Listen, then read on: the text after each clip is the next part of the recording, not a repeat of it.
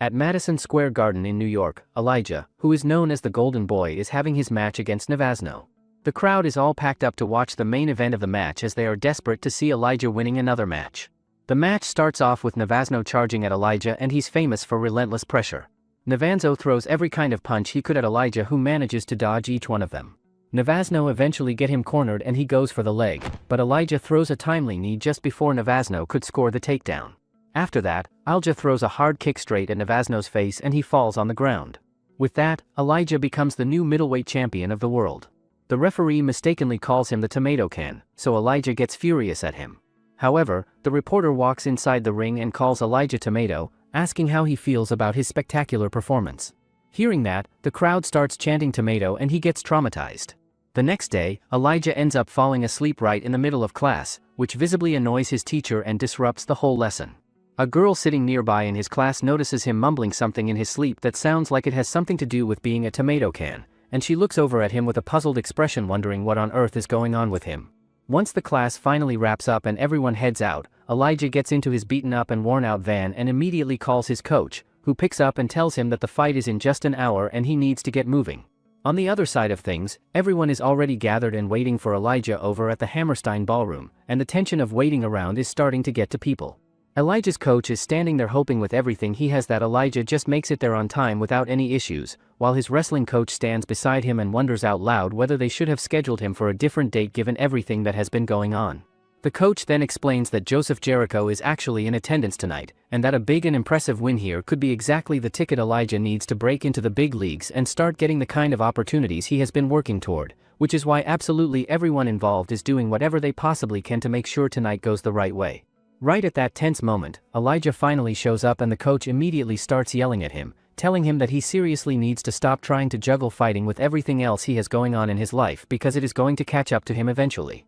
After that, Elijah changes to his boxers for fighting and he is quite nervous. He then starts warming up with the coach by throwing some punches at the bag. The wrestling coach then calls Voer Elijah to watch the TV that shows two guys in suit. The coach tells him to impress the other one tonight, and he will be fighting in the big leagues. At the same time, a fighter known as Zach comes out on top and wins his fight convincingly. Following that, it is now time for Elijah's fight to get underway and he steps in to go up against a bald guy across from him. His coach calls out to him from the corner and tells him to stop standing there trading punches back and forth and to go ahead and score a takedown instead. However, Elijah ends up eating quite a few punches throughout the fight, and as he is taking the hits he thinks to himself that in fights like this one, guys who are in his position are often referred to as tomato cans, which is about as unflattering a label as you can get in this sport. Despite all of that, Elijah has always carried a dream deep inside him of becoming a world champion someday, and he holds on to the firm belief that he is either going to make that dream happen or he is going to die trying to get there because there is simply no middle ground for him.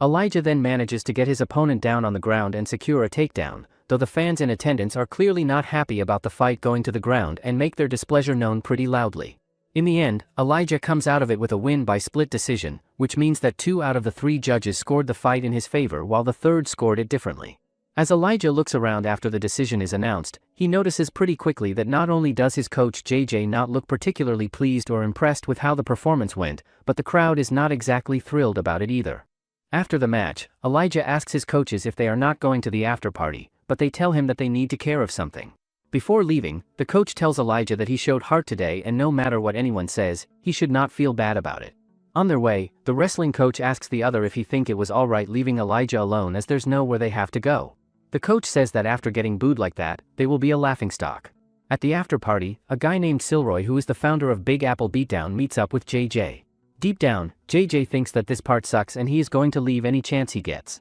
At the party, Elijah is also there standing on the side when one of the guys approaches him to congratulate him on his win today and asks what's that bring his record to. The guy turns out to be none other than Zach. He then asks Elijah whether there are no coaches present and whether he has been left there completely on his own with nobody in his corner. Zach then takes the opportunity to start mocking him, saying that he would not want to be there either if his fighter had gotten booed right out of the cage the way Elijah did. Hearing that, Elijah gets completely furious and the tension between the two of them immediately becomes impossible to ignore as everyone in the room turns to look at Elijah and starts wondering out loud why the tomato can guy is over here getting into it with people. Zach then pushes things even further by saying that he has already beaten Elijah up 6 times before and that a 7th time would look just as good on his record as all the others. That pushes Elijah right over the edge and he throws a punch directly into Zach's face, which immediately escalates the whole situation into something that cannot be ignored. The security team then steps in and removes Elijah from the after party entirely, and after getting thrown out he makes his way over to JJ because he has something he wants to discuss with him.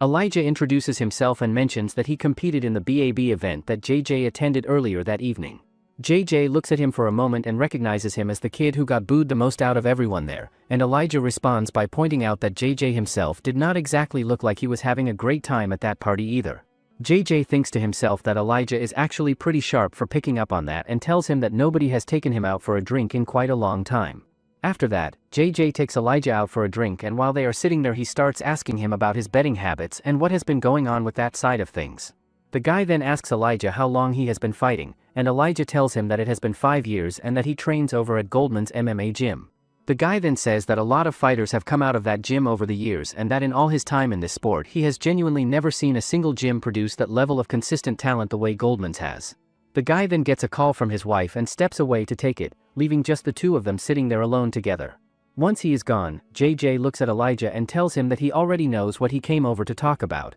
and he follows that up by saying that he has spoken to hundreds of guys over the years who were absolutely convinced they were qualified and ready to fight for his promotion. JJ then tells him straight that he is simply not ready for the league yet, but Elijah pushes back and argues that his coaches are going to have to make him their golden boy in order to uphold the gym's reputation, and that training alongside some of the best fighters in the world is going to make all the difference for his development. JJ then tells him to stop talking and listen, making it clear that this is not a team sport where he gets to lean on his teammates to carry him through the tough moments and pick up the slack. JJ also tells him that if he were in Elijah's position right now, he would have already started seriously looking into finding a different gym because the coaches he has are simply not giving him the kind of proper guidance and direction he needs to reach the next level. Elijah says that the coaches have been with him from the start, so he can't hurt them. Hearing that, JJ starts laughing and says that he is really delusional. JJ further asks him if he is familiar with their TV show about mixed martial artists, as the new season will begin a month from now and the winner gets a 7-figure contract to fight in Pancration, and if he think he have the cojones to fight in his organization then he will see how he fare against the best up-and-comers.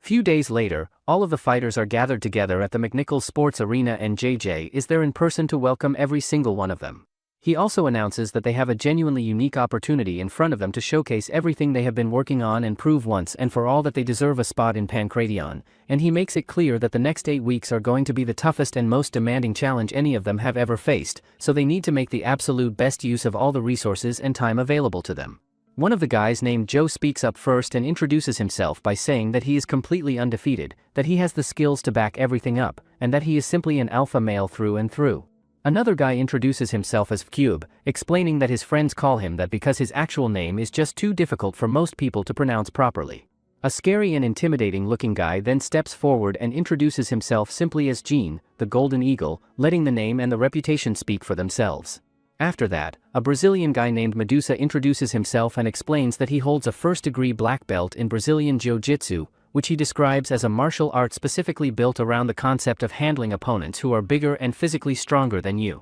Last but certainly not least, there is an absolutely terrifying-looking individual named Kublai Khan who makes his intentions crystal clear from the start by saying that his one and only goal is to find fighters who are going to take him to those dark and bleak places that push a person to their absolute limit. There are many more fighters here, and JJ says that things will be a little different this season, and instead of the usual 14 fighters, they are going to add another fighter. JJ explains that he met him about a month ago and he told him he will be world champion one day. He continues to say that he is the strongest fighter and all of his losses came by decision because no one's ever been able to finish him. He then welcomes Elijah in a way that genuinely surprises everyone in the room who was not expecting that kind of reception. Elijah then turns to Harley and asks him whether he got surprised to see him show up, and tells him straight that he is going to prove he deserves to be here because his record is just a number and does not tell the full story of what he is capable of. Meanwhile, two boys nearby start getting into a heated argument with each other and one of them gets worked up and furious about whatever is being said between them. The other guy with the long hair steps in and stops him before things can escalate any further, telling him plainly that if he throws a punch and starts a fight right now he is going to get himself kicked off and lose everything he has been working toward.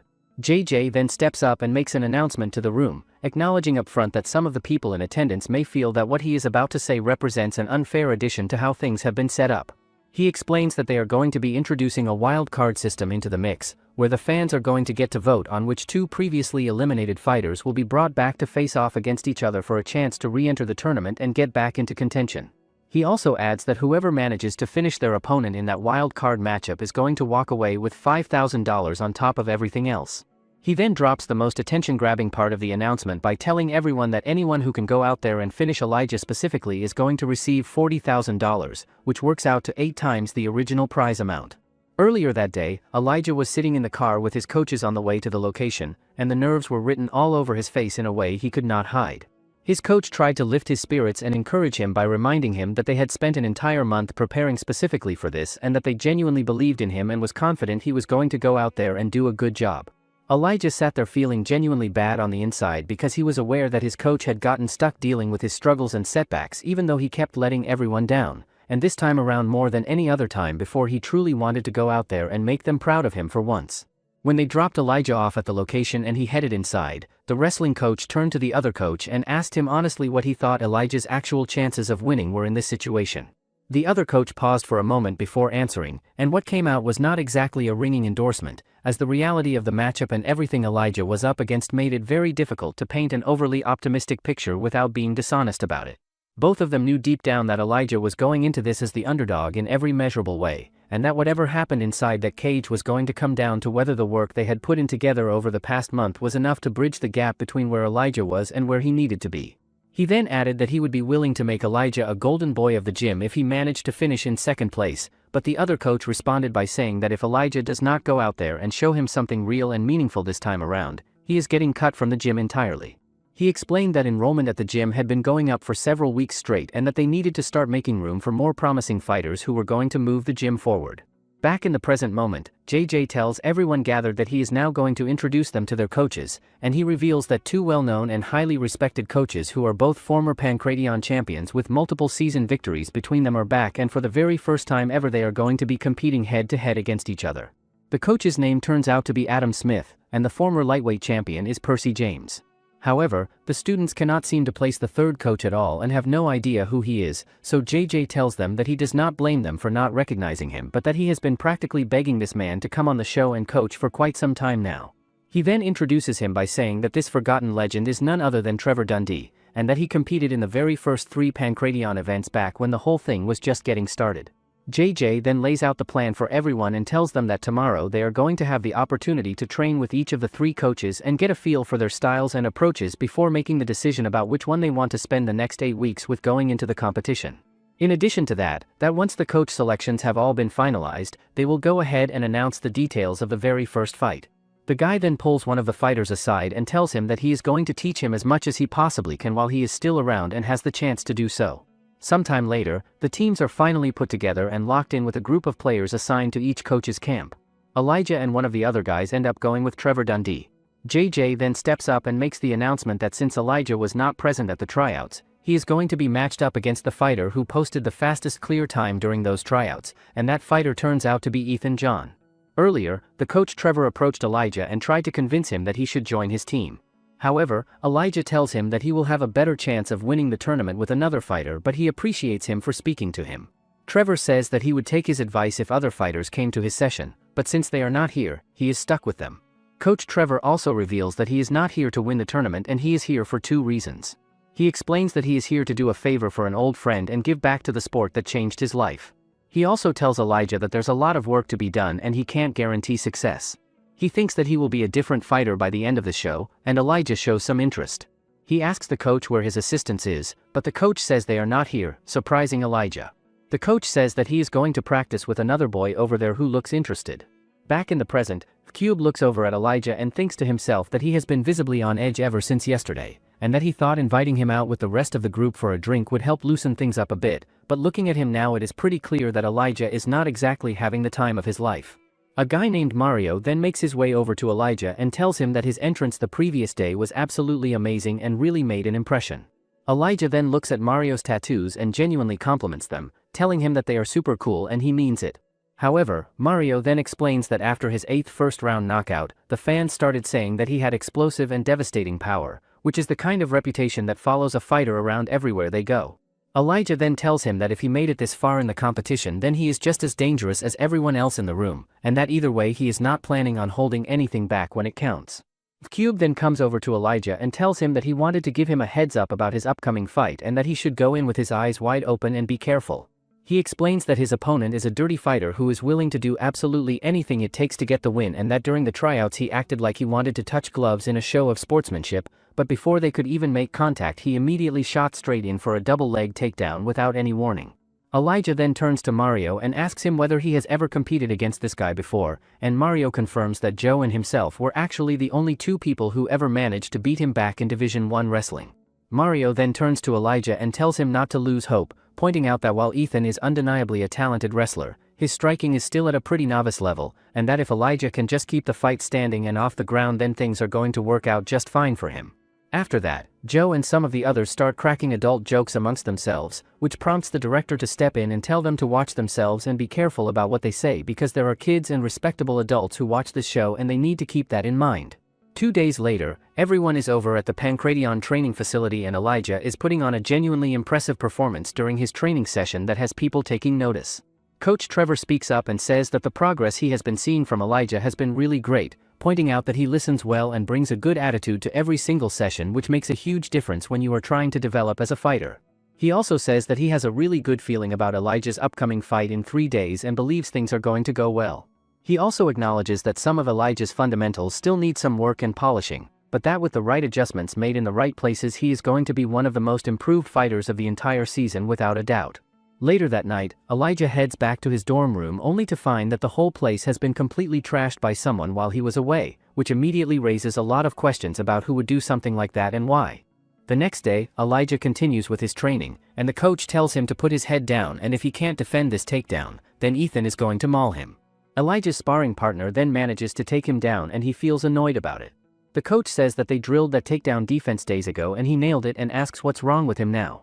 Yesterday, Elijah went to Zach and asks why he trashed his room, but he just plays stupid and says that he don't know about anything. Mario says that he saw him leave Elijah's room earlier and Zach says that he was here, chatting with Ethan and Bakasa about magical horns. Zach then says that he is disappointed in Mario for being friends with the other guy now, and Mario tells him that just because they have the same coach doesn't mean that they are teammates. Furthermore, Elijah gets completely furious at Zach and tries to grab him, but another guy steps in and grabs Elijah's arm before he can do anything, asking him whether his mother never taught him that pointing at someone is disrespectful. Elijah then tells the guy to stay out of whatever is going on between him and Zach and to mind his own business, and he adds that the guy's face is going to be getting beaten pretty soon anyway, so he should not get too comfortable. The guy then fires back and says that he is very much looking forward to collecting the finish bonus and that Elijah should just sit tight and wait for the moment when he gets beaten down like the tomato can that everyone already knows he is. Elijah then yanks his arm free from the guy's grip and tries to push forward and start something right then and there, but Cube jumps in and stops him before it can go any further,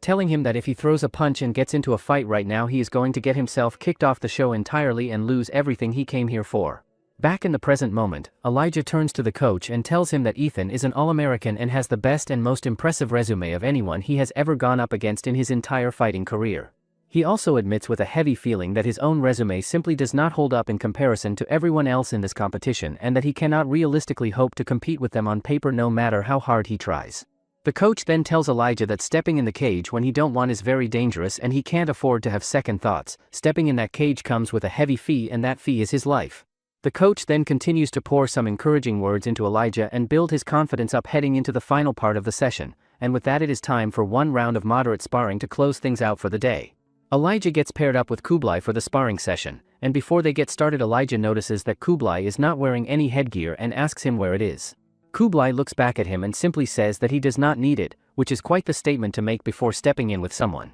Hearing that, Elijah decides that if Kublai does not need headgear then neither does he, and he takes his own off before they get going. The sparring then gets underway with both of them coming at each other with absolutely everything they have right from the start, treating it anything but moderately despite what was originally planned. On the other side of the room, Zach is talking to Ethan and passing along some useful intel, telling him that Elijah has a habit of dropping his hands after defending a combination, and that Ethan should look to sneak in a high kick or a quick jab the moment he sees that opening present itself. Coach Adam Smith then chimes in and acknowledges that Zach has more experience fighting Elijah than pretty much anyone else around and that he has been an incredibly valuable resource in helping Ethan prepare for this upcoming fight. Right at that moment, someone comes rushing in and tells the coach that he really needs to come and see what is happening between Elijah and Kublai during their sparring session. As it turns out, the two of them are just absolutely beating the living daylights out of each other.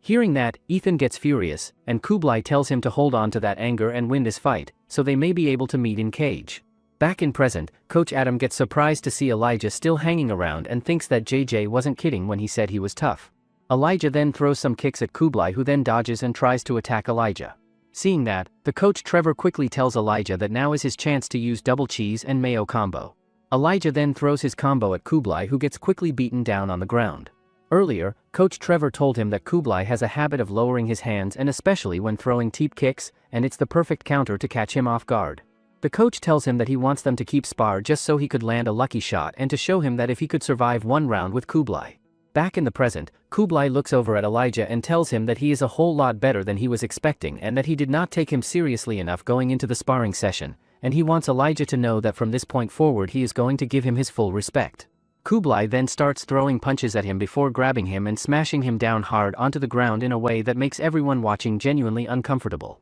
Seeing that, the other fighters looking on start thinking to themselves that the coach really needs to step in and put a stop to this before Elijah ends up in no condition to even make it to his scheduled fight against Ethan in one piece. Kublai then keeps going and continues unloading on Elijah before finally shoving him away with force. Kublai then gets himself into position and looks like he is about to drop a soccer kick, and Coach Adam watches that develop and thinks to himself that if Elijah takes one of those he is simply not going to recover in time to be ready for his fight with Ethan, and the whole thing will be over before it starts. Before Kublai can follow through and throw the kick, Coach Trevor steps in and physically gets in the way and blocks him from doing it. Coach Trevor then looks at Kublai and tells him that he should not be getting too comfortable with dropping his guard the way he just did. The coach then walks over to where Elijah is and apologizes to him for letting the sparring session go as far as it did, but rather than breaking down about everything he just went through, Elijah looks up with a big smile on his face and enthusiastically asks the coach whether he saw how he knocked Kublai down earlier. The next day, there is a weigh-in for Ethan and Elijah where a bunch of players are present. Ethan gets 179 pounds and Zach asks Coach Adam if he don't think that coming in 6 pounds underweight will put a disadvantage. Coach Adam says that with all the damage Elijah took yesterday, he won't stand a chance. Now, it's time for Elijah for weigh-in and he gets 186 pounds for official weight. Elijah then feels happy about making the weight and the coaches say that he almost broke the scale up there. Kublai then almost says that it could all because of those energy drinks, but Elijah tells him to keep quiet as he is trying to get him in trouble. Hearing that, Kublai gets furious at Elijah and asks him what if this were a title fight. He says that he is lucky that the commission allows 1 pound over the weight limit. Just then, JJ shows up and says that it's time for face-off between both players. JJ tells them that they have all the time to touch each other tomorrow and that didn't come out right. Later that night, Elijah sits alone and looks at a picture of his dad, telling him quietly that he has a really tough fight ahead of him and that he hopes his dad is up there somewhere watching over him and looking out for him. He also thinks to himself that a win here would bring him one significant step closer to becoming the golden boy of the gym and eventually getting his hands on a championship belt,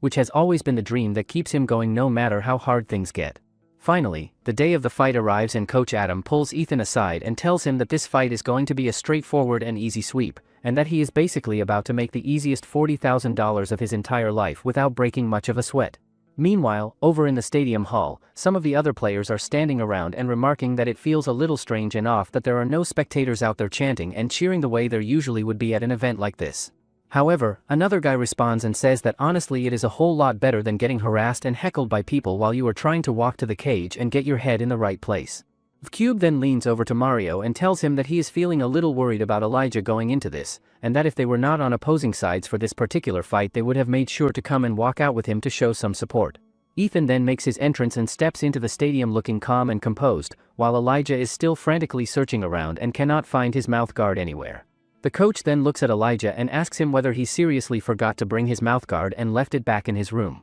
Kublai then chimes in and tells Elijah that he can go ahead and borrow his spare mouthguard, the one he keeps specifically for watching fights, and casually mentions that he has a mouthguard for pretty much every occasion you could think of. Meanwhile, a guy who goes by the nickname The Freak is over talking with a group of people including Joe, and he says confidently that Ethan is going to win this fight without much trouble because as far as he is concerned Elijah is simply the weakest link in the entire tournament. However, Joe responds by saying that it is going to be a pretty boring fight to sit through and that he does not even feel the need to make a prediction about it, adding that the Freak should be spending more of his energy focusing on his own upcoming fight instead of worrying about someone else's. Cube then offers a more balanced take and says that anything can happen once two fighters step into the cage together, and that his main hope is just that Elijah's injuries do not slow him down too much and take away from whatever he is capable of bringing to the fight. After all the pre-fight chatter dies down, the vice president of Pancration steps up and officially welcomes both fighters to the stadium, and the whole crowd gets buzzing with excitement and anticipation over who is going to come out on top.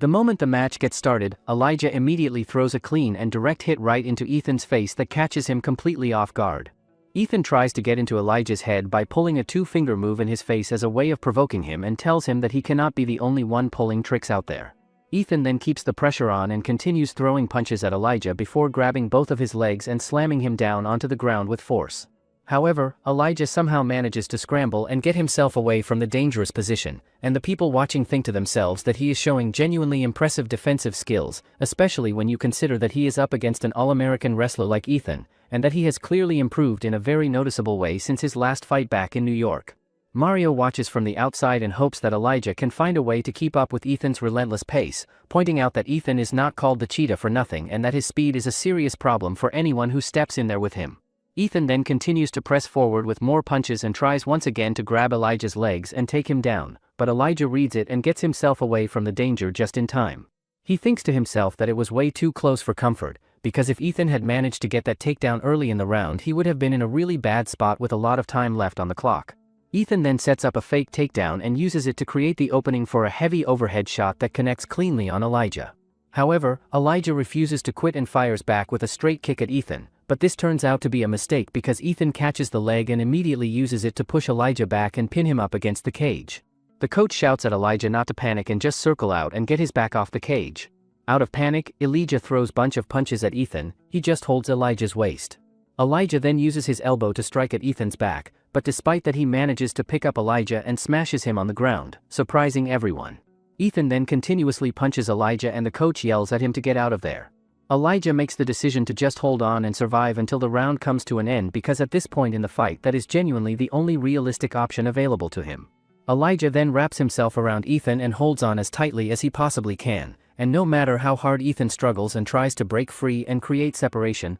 Elijah simply refuses to let go and move away. Out of nowhere, Elijah somehow manages to lock in a triangle choke on Ethan, and the coach on the outside is genuinely surprised and impressed to see that submission technique being pulled off under these circumstances, as it involves using both legs to apply pressure around the neck and cut off the blood flow to the brain in a way that forces a tap or causes the opponent to go unconscious. The coach thinks to himself that it is truly impressive how Elijah was able to find and execute the technique despite all the pressure he had been absorbing throughout the fight. Right at that moment, everyone watching becomes convinced that Elijah is about to pull off the win and finish the fight, but Ethan digs deep and finds something inside himself as he gets furious and powers his way out before slamming Elijah back down onto the ground hard. Ethan then starts using his finger to jab at Elijah's head in a way that is clearly not within the rules, and the coach immediately calls out to the referee and demands that he look at what Ethan is doing to his fighter. Ethan then puts his hand directly over Elijah's nose and tells him to breathe in as much as he can because he is really about to go to sleep. Right after all of that, we are taken back in time and given a look into Ethan's personal background, starting with the fact that his father passed away when Ethan was only 6 years old, which meant that from that point on it was just him and his mom trying to figure everything out together. Money was never really the issue for them and they managed to stay financially stable throughout, but even with that, his mother lost a big part of her drive and will to keep going after losing her husband the way she did, and it was not until Ethan got into wrestling and started competing that things genuinely began to turn around and look more hopeful for both of them. His mom made it a point to show up and watch every single one of his matches throughout his entire career in mixed martial arts without ever missing one, which makes this particular fight different from all the rest because it marks the very first time he is going to be stepping out there to compete without her sitting somewhere in that building watching him. Cutting back to the fight itself, everyone observing starts to agree that what is happening out there is pretty low and dirty, specifically the fact that Ethan is covering up Elijah's nose on purpose in order to mess with his breathing and make it harder for him to get air. Elijah quickly realizes in his own head that he needs to find a way out of this situation fast because if he does not, he is going to burn through way too much energy and show up to the second round completely drained. He starts targeting Ethan's liver with repeated punches to try and force his way out of it, but Ethan takes the shots personally and fires right back by hitting Elijah hard across the face in return. The coach watching from the outside is thinking to himself that Ethan is really getting torn apart out there and that the injuries he picked up the day before are clearly not helping his situation at all and are only making things worse for him. Ethan then shifts his attitude and starts getting mouthy and taunting Elijah, saying out loud that tomato cans are apparently built a whole lot tougher these days than they used to be, and that Elijah honestly deserves some kind of special award just for managing to hang around and last as long as he has. He then throws in one more comment before walking away, mentioning casually that he went ahead and left a little present sitting inside Elijah's bag for him to find later. Earlier, Ethan asked Bokassa why does he always carry a horn, and he says that a wizard gave it to him back when he was wrestling in Senegal. Hearing that, everyone starts laughing at him, thinking that he is just some fool. Bokassa then explains that the horn is something that protects him and brings him good luck going into every single fight he has, and that on top of that he has made a pretty good amount of money over the years by using the horn to guide his bets on fights. He then turns to Ethan and asks him if he wants to use the horn to get a prediction on how his upcoming fight with Elijah is going to go, and then goes ahead and tells him straight up that according to the horn, Ethan is going to come out on the losing end of that fight. That does not sit well with Ethan at all, and he gets visibly annoyed and irritated by the whole thing, writing it off in his head as completely pointless and meaningless, and on his way back he makes the decision to go ahead and tear Elijah's room completely apart with Zach by his side. Back in the present, Elijah reaches a point where he has had enough and channels his frustration into action, using a butterfly guard to smoothly move himself around Ethan and get into position, but just before he is able to get a punch off, the clock runs out and the round comes to an end. Even though the round is already officially over at that point, Ethan goes ahead and throws a punch anyway and lands it clean right on Elijah's face after the bell. Ethan then starts to feel a creeping sense of worry setting in as the thought crosses his mind that Bokassa's prediction might actually end up being right and that he could genuinely lose this fight, but he pushes back hard against that feeling and keeps telling himself over and over that he is going to go out there in the next round and get the win and show everyone including Bokassa that the prediction was completely wrong. His coach leans in during the break and tells him that he needs to go out and start getting takedowns early in the round so that they have as much time as possible to work toward finishing the fight. Ethan also finds his thoughts drifting toward his mom and the image of her rooting for him and wanting him to win, and his coach keeps pushing him by pointing out that Elijah is clearly worn down and running on empty at this point, which means that if Ethan goes out there and attacks with purpose he should be able to wrap this up pretty quickly. Ethan then glances across to the other side of the room and notices Kublai standing there with his eyes locked directly onto him. Earlier before the match, Kublai finds himself standing nearby and overhearing some of the other players talking about the sparring session he had with Elijah not too long ago. He overhears Mario bringing up the fact that he threw the soccer kick twice during that session and that nobody really knows what might have happened if Coach Trevor had not stepped in when he did to put a stop to it. The guy with the mustache then responds to Mario by saying that sometimes people just have to go to war in the practice room and push each other to the absolute limit, and that if Mario cannot handle watching that kind of intensity then maybe he should go play soccer instead. Another guy then jumps into the conversation and calls Kublai a complete psychopath, saying that he is not only completely emotionless but that he honestly should be banned from the sport entirely for the way he conducts himself. Just before Kublai turns and walks away from the whole conversation, he overhears Elijah speaking up and saying that it was just an incredibly intense sparring session and that Kublai is actually a great training partner who always manages to bring out the very best in him. That catches Kublai off guard in a way he was not expecting. Back in the present moment, Zach leans over to Ethan and tells him to keep his head in the game and not let that clown Kublai get inside his head and throw him off. On the other side of the cage, Elijah tells his coach between rounds that Ethan keeps fouling him, and the coach tells him straight that he needs him to stop worrying about that and start working because he is already down a round and cannot afford to fall further behind. Kublai then hands some water over to Elijah and tells him that he thinks he has a game plan in mind that could really help them turn things around in the second round. He then lays out the game plan for both the coach and Elijah, and after hearing it through they both agree that it is actually not a bad idea at all, and that if they can execute it properly they have a genuine shot at taking the second round and getting back into the fight. The coach then tells Elijah that they are going to go ahead and follow Kublai's game plan exactly as he laid it out and trust the process. After that, the second round gets underway with Elijah coming out throwing a flurry of punches at Ethan, but Ethan weathers the storm and fires right back at him, showing that he is not going to go away easily. Ethan then starts moving in multiple directions trying to find the right angle to land a perfect and clean strike on Elijah, but out of absolutely nowhere Elijah unleashes an uppercut that nearly connects flush on Ethan's chin and causes him to have to quickly readjust and reset. Ethan thinks to himself in that moment that if that uppercut had landed cleanly and fully, the fight would have already been over right then and there. Elijah then fires a low strike directly at Ethan's leg which sends him stumbling backward and off balance. Ethan tries to come back and hit Elijah again, but Elijah reads him perfectly and uses a sharp knee strike to put Ethan down on the ground, which catches absolutely everyone watching completely off guard and by surprise. Ethan thinks to himself as he hits the ground that this is a really bad situation and that if he cannot find a way to take this fight down to the mat and keep it there, they are very likely going to end up going into a third round, which is not something he wants. Earlier, Kublai had sat down with Elijah and the coach to share some valuable insight, telling them that Ethan has a habit of taking a very wide stance whenever he sets up and goes for a takedown,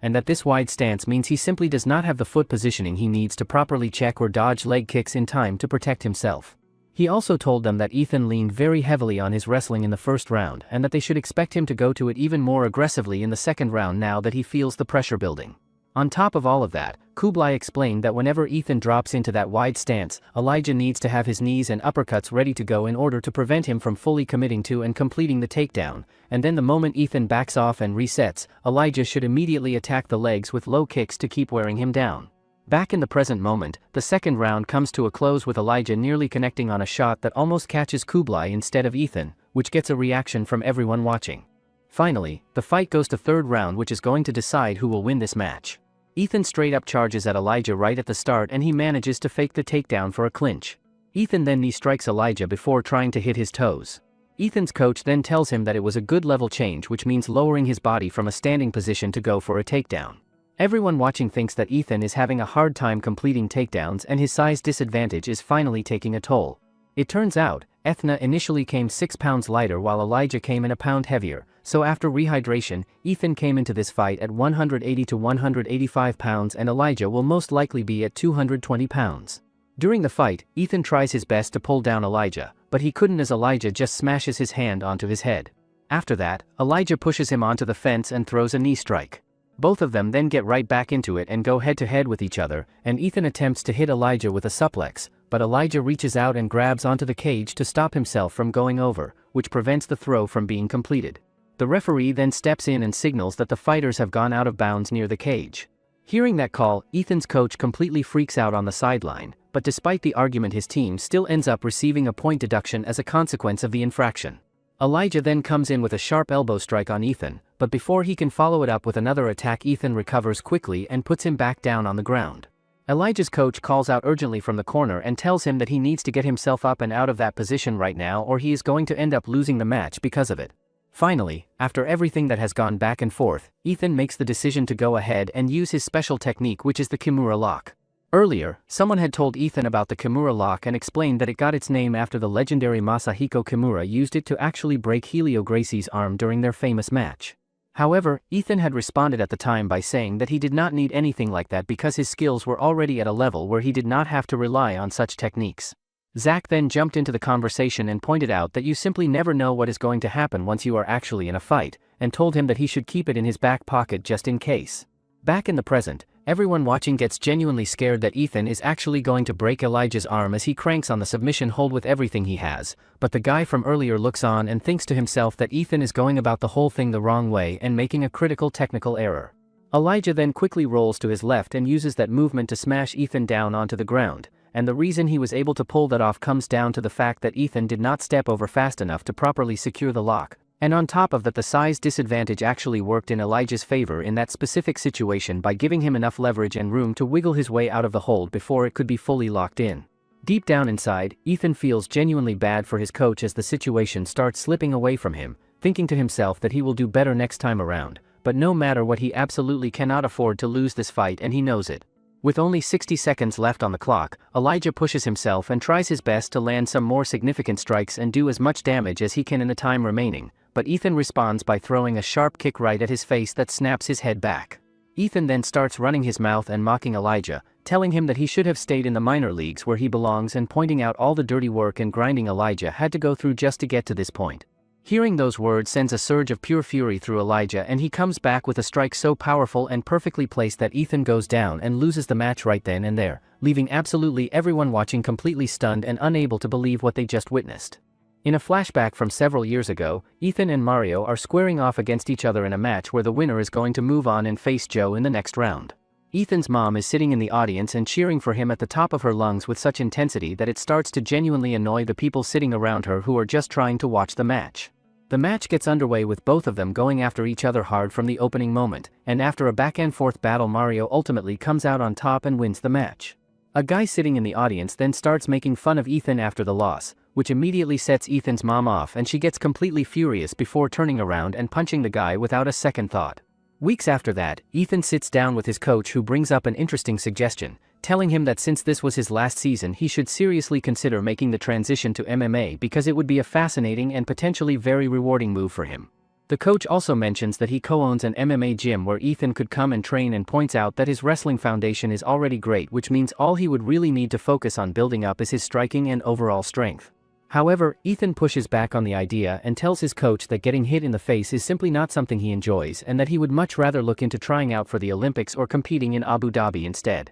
The coach then smiles and tells him that he said the exact same thing when JJ first came to him and offered him the chance to compete in Pancration 1. He also tells Ethan that he deeply regrets not taking that opportunity when it was right there in front of him, because he could have been part of something completely new and exciting and could have been a true pioneer of an entire industry that was just getting started. He also admits that instead of taking that leap he just followed the same path that everyone else around him was taking, and as a result he ended up becoming nothing more than a footnote in the sport's history, stuck in a coaching role and spending his days wondering about what could have been if he had just been brave enough to say yes. The coach then looks Ethan in the eye and tells him to just try it for once and see what happens. Shortly after that conversation, Ethan receives a call from a hospital and his heart immediately drops when he hears his mother has been admitted. The doctors inform him that she overdosed on a dangerous mixture. Ethan then asks the doctor when exactly she started taking those, and the doctor tells him that it has been approximately 4 hours, which hits Ethan like a punch to the gut and leaves him completely stunned. Ethan then starts putting the timeline together in his head and realizes with a sickening feeling that it was right around the time when he lost his first match to Joe that this all started happening.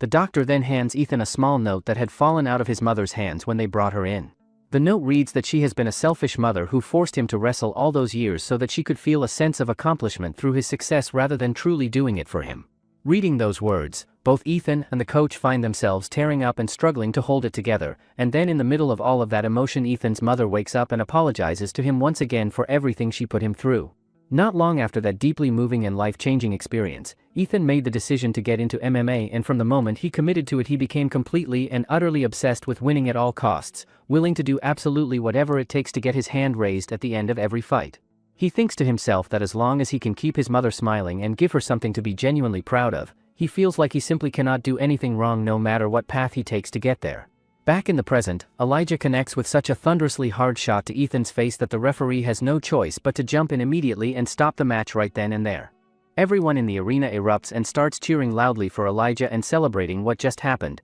except for Zach, who stands there and convinces himself that Elijah only managed to pull off the win because of his size advantage and nothing more. Right at that moment, Zach suddenly notices that there is blood on his face, and when he looks around trying to figure out where it came from he spots Elijah standing right on the edge of the ring staring directly at him and telling him plainly that he is next on the list. Everyone then continues pouring their energy into celebrating Elijah and the moment he just created. As the celebration is going on, Elijah notices Ethan walking away and calls out to him to apologize for grabbing onto the cage back there during the fight, acknowledging that it was not the cleanest moment. He explains that it was just a natural reflex in the heat of the moment and that he was not doing it deliberately, but Ethan does not accept the apology and coldly tells him to go and tell the commission to overturn the result of the fight if he really means it. Seeing that Elijah goes quiet and does not have a strong response to that, Ethan turns and keeps walking without looking back, saying that Elijah should not bother apologizing when the damage has already been done and that bringing it up now is nothing more than rubbing salt into a wound that is still very fresh and very painful for him to deal with. The weight of that response hits Elijah and leaves him standing there quietly with not much to say back, because deep down he knows that Ethan has a point and that no amount of apologizing is going to change what already happened inside that cage or take away the result that is now permanently on the record for both of them to carry forward. Later in the locker room, a heavy and uncomfortable silence hangs over everything, but Zach eventually walks over to Ethan and tells him that he did the absolute best he could out there and that he should not forget that there is always the wild card still available to him as a path back into the competition. However, Ethan completely breaks down and starts crying, telling everyone that his mom is now going to go and kill herself because of this loss and that he cannot just sit here while that is happening. He then yells at everyone around him to get away and give him space, saying he has to get out of there right now before it is too late to do anything about it. On the other side of things, Elijah is sitting with his own thoughts and still processing the fact that this was his very first knockout victory in 32 fights, and the whole thing just feels completely surreal and almost impossible to fully take in. He then explains to everyone that he volunteers at the Second Life Foundation, which is a non-profit organization dedicated to helping families who are going through difficult times and are in need of support. As it turns out, today happens to be their annual cycle event where participants ride their bikes throughout New York City to bring awareness and attention to the foundation's cause and the work they do. He also explains that since this is the first time he has ever had to miss the event due to the fight, he made the decision to wear the foundation sweater as his way of showing his support and keeping them close to his heart even while he is competing. He also says that he is dedicating this win to the Second Life Foundation, to his father, and to his 2 coaches, and that he hopes all of them are proud of what he accomplished out there tonight. Back in the locker room afterward, Elijah turns to Kublai and asks him directly what he thought about his performance against Ethan and how he would rate it. Kublai responds honestly and tells him that the score would have come out a whole lot lower if it had not been for that knockout finish at the end saving everything. Elijah then turns to his coach and tries to get his take on things as well, but the coach is clearly somewhere else entirely in his head, deeply lost in his own thoughts as he thinks about some kind of monstrous figure that seems to be approaching and closing in on him from somewhere. The following day, all of the other players have ganged up and are trying to force Elijah into taking an ice bath even though he is making it very clear that he wants absolutely no part of it.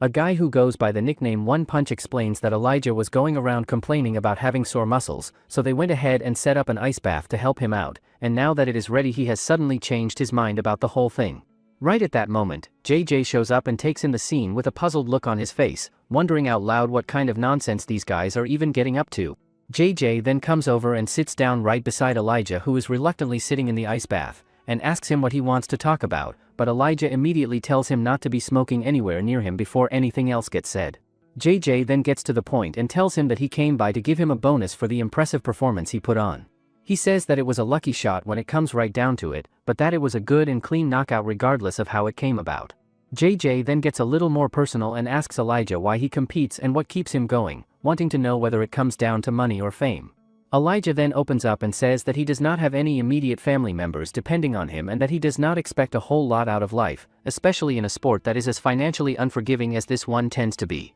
He also says that he has come to realize that even if he somehow managed to become a 4-weight class division champion, he would still eventually be forgotten by most people when it is all said and done. He adds that he would probably only be remembered as the guy who once carried a 9-24 record, and that is exactly the reason why he does not fight for money or fame. Elijah then clarifies that he fights for himself and for what it means to him personally, and that his dad always told him that if he is going to do anything in this life he should do it for himself first and then for the people who genuinely believe in him and have his back. JJ then gives the bonus money to Elijah and he feels that the money is less, so JJ says that that little marketing stunt he did cost money and he didn't wear any pancration attire during his workout either. JJ then changes the topic to say that more than 80% of charities are scam and he should look it up. On the other hand, the other players watch them and think that they are talking like buddies. A guy named Calvin says that Elijah has been really suspicious and asks others who gives a fighter with an unimpressive record a chance to compete in a tournament like this. One of the guys says that Elijah might be a Hollywood actor and he has a fake backstory and fake record all to boost TV ratings.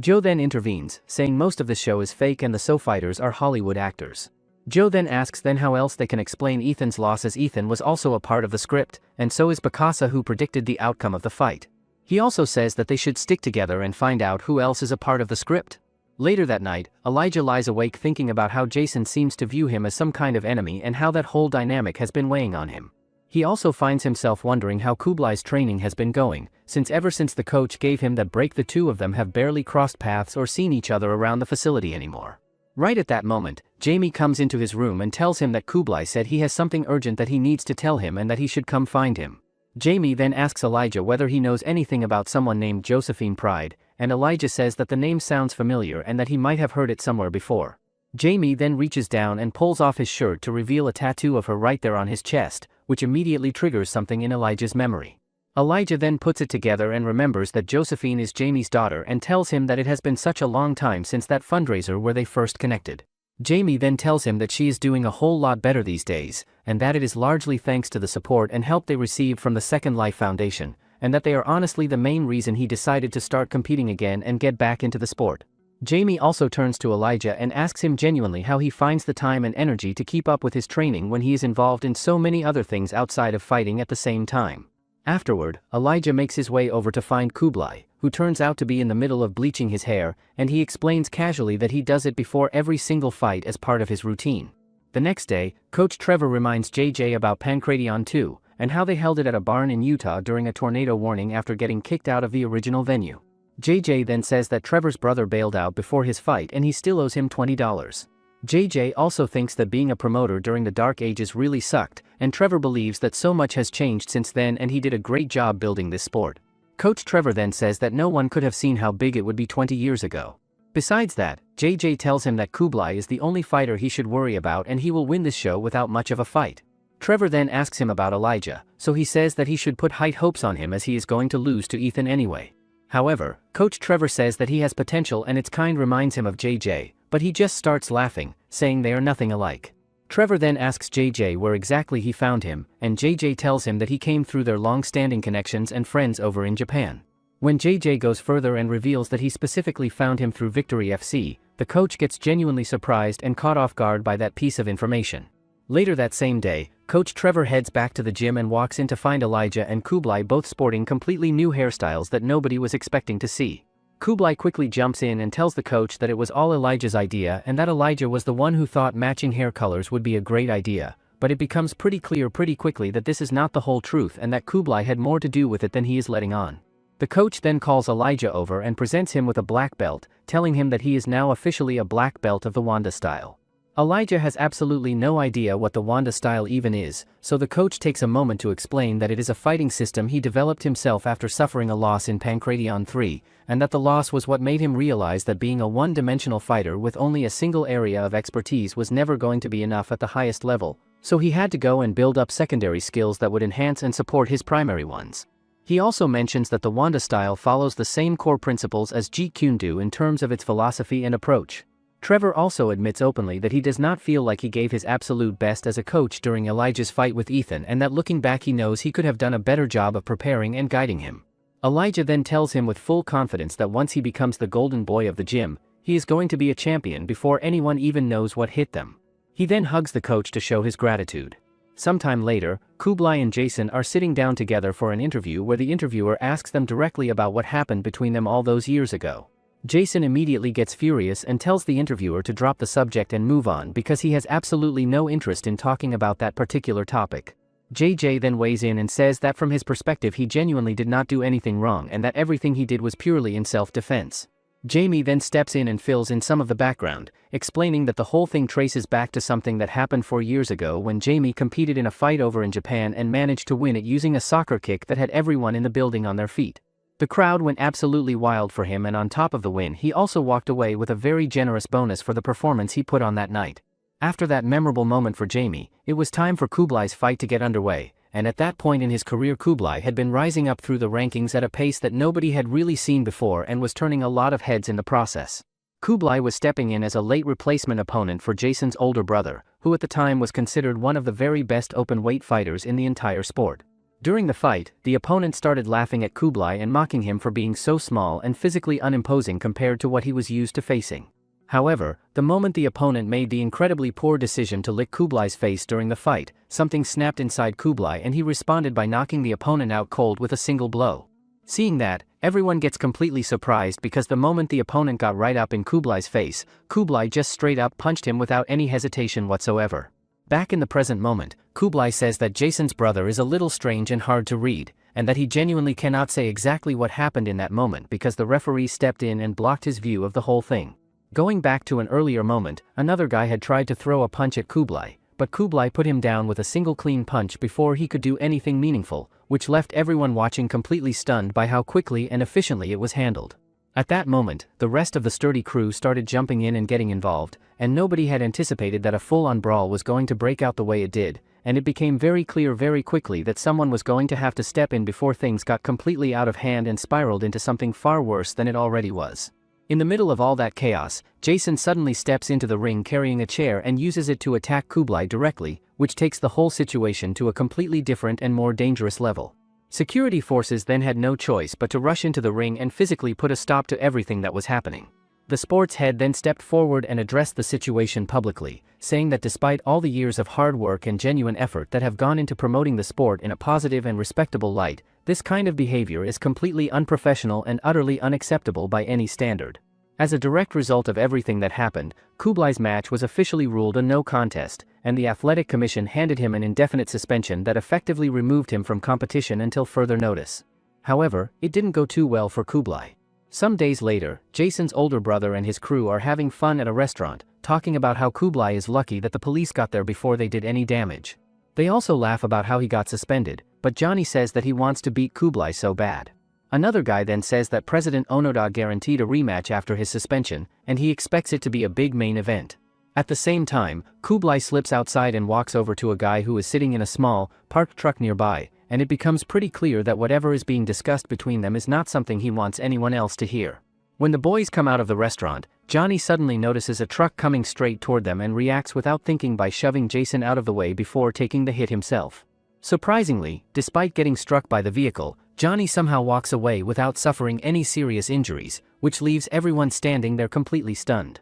It is now becoming increasingly obvious to everyone around that the tension and hatred between Kublai and Jason has been building to a breaking point, and that sooner or later the two of them are going to have to settle their differences by going head-to-head inside the cage where it counts. The next day, the Pancratian welterweight champion named Dejan is sitting down with the 5th-ranked Pancratian middleweight named Shu, and the two of them are deep in conversation about the ongoing situation in the fighting world and everything that has been unfolding around them lately. Meanwhile, Joe and the others are walking around when they come across a guy who looks completely homeless just lying on the floor, and they gather around wondering what on earth he is doing down there like that. The guy then gets up off the floor and immediately gets offended, asking them who exactly they think they are calling homeless. As it turns out, this person is none other than Derek, who holds the ranking of 6th in the Pancratian middleweight division and 8th in the Pancratian light heavyweight division. Joe and the others look at each other with a mix of surprise and amusement, not quite knowing what to make of the fact that someone with that kind of ranking and reputation in the sport was just lying on the floor looking like he did not have a care in the world. Derek then straightens himself up and makes it very clear in the way he carries himself that regardless of how things might have looked from the outside just a moment ago, he is absolutely someone who commands respect and should not be taken lightly by anyone standing in front of him, rankings or no rankings. The next day, JJ gathers everyone together and informs them that before the weigh-in gets underway, he has brought in some of the top fighters from the Pancratian roster specifically to come and watch the fight, and that this whole thing came about because of calls that Shu had been making. The producer then jumps in and says that he personally thought it would be a fantastic idea to bring in current active Pancratian fighters, and especially those 3 in particular, so that the contestants could get a real up-close look at the people who could potentially become their future rivals if they make it far enough in their careers. He goes on to explain that the middleweight division is one of the most exciting and dynamic weight classes in the entire sport, largely because fighters in that division have a whole lot more flexibility when it comes to moving up or down a weight class without losing too much in terms of size and physical advantage compared to their opponents. Furthermore, he adds that the main challenge these fighters face is cutting down enough to make the 170-pound weight limit when fight week comes around, and that fighters in the higher and lower weight classes often find themselves stuck with far more limited options when it comes to moving between divisions. He also mentions that the heavyweight champion would have been there to make an appearance as well, but that he is currently busy and locked in on his preparation as he gets ready to headline the show's upcoming finale event. Later, Shu tells the players that they are lucky that they got the same coach as him because if it weren't for him, he don't think he would have made it. Joe then approaches him, saying he is a big fan of him despite being on the other side and he made good money betting on his fight against Derek. At the same time, Dejan shows middle finger to one of the long-haired player, and Elijah wonders if everything is okay between them. Dejan then says that at one point, the long-haired guy tried out to be a golden boy but their coaches knew he was full of crap, so that's the reason why he has a grudge against anyone associated with the gym. Elijah then greets Dejan, saying they trained together some time ago. However, Dejan acts all cold and says that they only did one session together and it's not like they are some kind of friends. Dejan then asks him if he is not ashamed that he is giving their gym a bad name and mentions that Coach Van is planning to get rid of him. Hearing that, Dejan gets mad and says it's all a lie. Dejan tells him to leave the gym on his own, but Kublai just smacks the belt out of his shoulder, saying his hand slipped trying to wipe something. Afterward, it is time for Kublai's weigh-in and he comes in at 184.5 pounds while his opponent tips the scales at 185.5 pounds, meaning both fighters are right where they need to be heading into the matchup. The next day, Jason is throwing himself into his training with even more intensity and drive than before, and his coach watches him work and thinks to himself that Jason is simply going to win this fight no matter what because of the sheer level of dedication and hard work he has been putting in every single day leading up to this moment. On the other side of things, Kublai is just standing quietly in a corner by himself, and he genuinely believes that standing alone in a corner and clearing out all the noise around him is the best way for him to get his mind sharp and focused before a fight. Finally, the time of the match arrives and everyone is getting themselves ready and settled in for what promises to be an absolutely epic fight, with some people even bringing snacks along because they are that excited about what they are about to watch. Kublai then decides that he wants to wear a foundation hoodie on his way out, but Elijah pulls him aside and warns him that JJ is going to dock his bonus if he walks out wearing something like that. Kublai then tells him that he plans on starting a foundation of his own someday just like Elijah has done. After that exchange, both fighters make their way into the ring, and one of the players watching thinks to himself that this is actually the very first time he is going to get to see Kublai fight live in person, since both he and Elijah were the only two contestants who did not have to go through the regular tryout process to get into the competition. The match gets underway with Jason immediately charging straight at Kublai and opening up with a flurry of punches, but Kublai moves with impressive fluidity and manages to dodge every single one of them without taking any clean damage. Jason's coach calls out from the corner and tell him to keep using that footwork exactly the way they had planned it out during their preparation. Jason then keeps at it and throws various combinations of strikes, but when he goes for a low kick, Kublai reads it perfectly and blocks it clean. Kublai then fires back with a direct kick aimed right at Jason's ribs, and Jason starts to realize in that moment that breaking through Kublai's defensive shell is going to be a much trickier task than he was anticipating, which means he is going to have to start mixing up his combinations and attacking from different angles to keep Kublai guessing. He then goes ahead and throws a variety of different combinations that get the crowd excited and entertained by what they are seeing. Despite all of that effort and variety, Kublai comes back and lands another heavy body kick that does a significant amount of damage to Jason and forces him to reassess his approach. Jason thinks to himself that he needs to close the distance between them and get in tight so that he can take some of the power out of those kicks before they do any more damage. As the match continues to develop, everyone watching is thinking to himself that this fight is really getting good and living up to all the anticipation surrounding it. But before Jason can find a way to shift the momentum, Kublai catches him and beats him up in a way that puts him in a really difficult position. The coach then calls out to Jason and tells him to stay out of the pocket and use his footwork to move around and find openings rather than standing in front of Kublai and taking punishment. Kublai then starts getting into Jason's head by taunting him, telling him that he should just stop waiting around like a clown and come charge at him if he has the nerve to do it. Jason then throws a kick at him, but Kublai dodges it and hits him with an uppercut. Everyone thinks that Jason started out so good, but he's slowed down and those body kicks are insane, so if he doesn't defend those, he's in big trouble. After that, Jason gets beaten up even more by Kublai as he throws various kinds of attacks on him. Kublai then throws another kick, but this time Jason grabs it and smashes him onto the ground.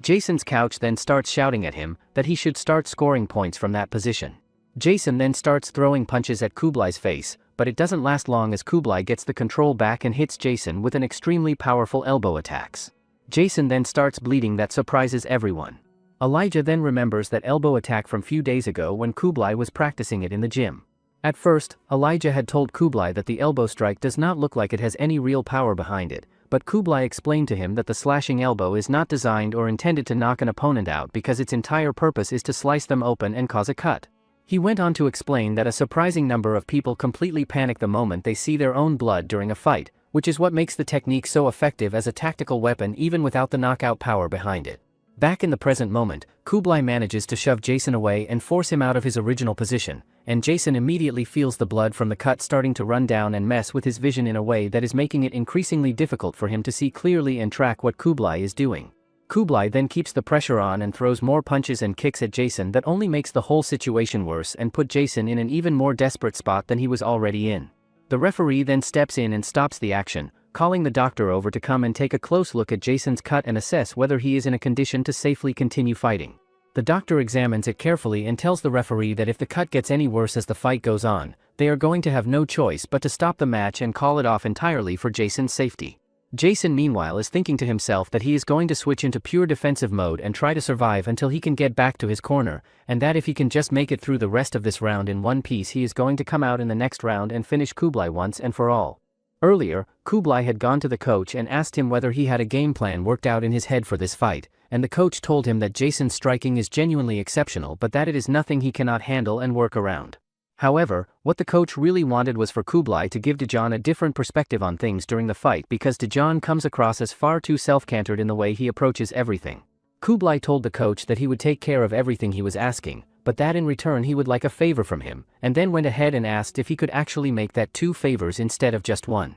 Back in the present moment, Kublai keeps pouring on the pressure and continues beating up Jason with a wide range of different attacks, and the crowd starts laughing and getting entertained because Jason is essentially running a marathon around the cage trying to avoid taking any more damage. Dajan watches from outside and thinks to himself that even if Jason does somehow manage to survive and make it through the rest of this round, that cut on his face is not going to close up or go away on its own, and he simply cannot keep running around forever without eventually getting caught. Kublai then gets genuinely frustrated and asks Jason out loud why he has stopped fighting and is just moving around instead of engaging. He then throws a kick at Jason, who does his best to set up a block, but Jason actually manages to dodge it at the last possible moment. Kublai then goes back to his taunting and tells Jason that it is a real shame to see him running around like a scared little foal, and that his brother must be sitting at home watching this and feeling completely embarrassed by what he is seeing. Jason then finds himself thinking back to a memory that clearly left a deep mark on him, specifically the moment when he watched his brother cry for the very first time in his entire life,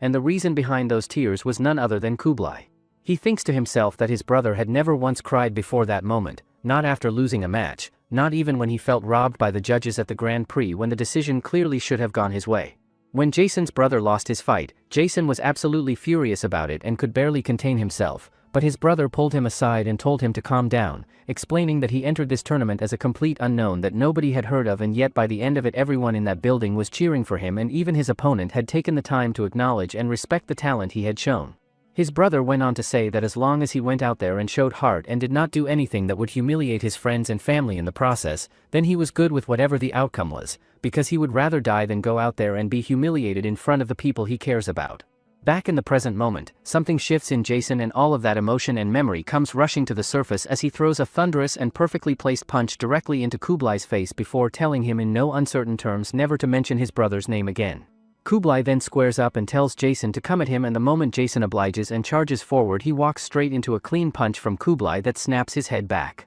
Jason fires a punch right back at him in return, and the crowd comes alive thinking that this fight is absolutely not over yet and that there is still plenty left to be decided between these two. However, some of the more experienced eyes watching from the sidelines are thinking to themselves that Jason is not going to make it through this round because the desperation is starting to show in everything he is doing, and desperation in a fight is never a good sign for the person showing it. Then, in a completely unexpected and surprising moment, Kublai actually stops and tells Jason to step away and leave the match right now, warning him that if he keeps going the cut on his face is only going to force the whole thing to be stopped anyway, and that it would be better for everyone if he just walked away on his own terms. Jason does not even process the warning or give it a moment of consideration before throwing another punch straight at Kublai, which immediately sets Kublai off and removes any last trace of mercy from his approach. Kublai then fires a sharp low kick that drops Jason down to the ground, and once Jason is down, Kublai follows up with a series of devastating elbow strikes directly to his face that leave no doubt about the outcome, and with that final sequence of strikes Kublai wins the match and puts the whole thing to rest.